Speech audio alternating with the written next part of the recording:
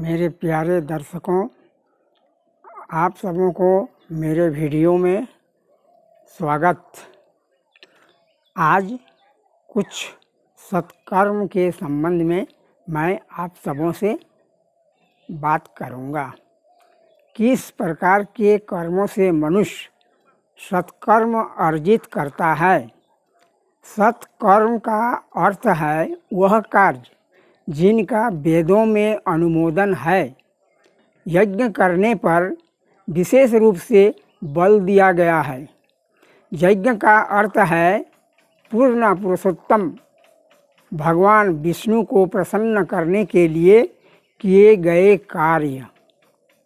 अतएव सत्कर्म का अर्थ है वैदिक साहित्य में अनुमोदित किए गए यज्ञों का संपादन करना, जिसके कारण जिस कार्य से प्रशासन संतुष्ट होते हैं वही एक अच्छा तथा नियमों का पालन करने वाला नागरिक होता है।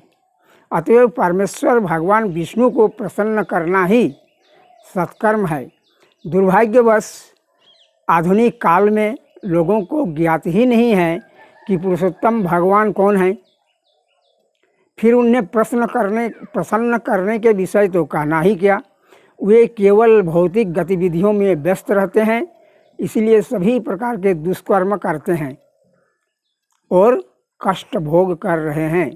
वे ऐसे अंधे हैं जो अन्य अंधों का भी नेतृत्व कर रहे हैं।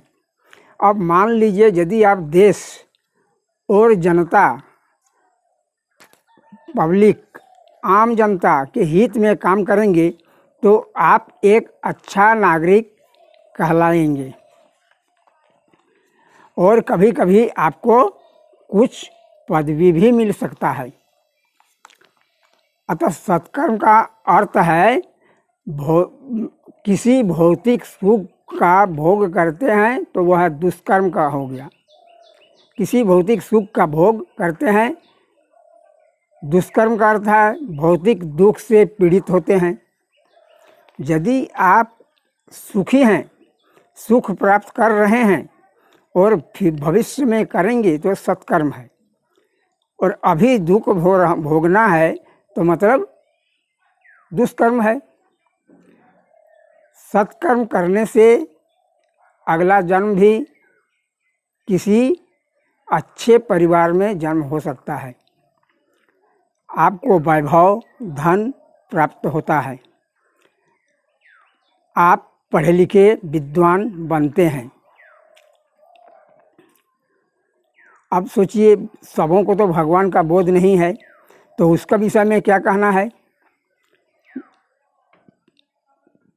एक पशु को भगवान के बारे में कुछ नहीं पता है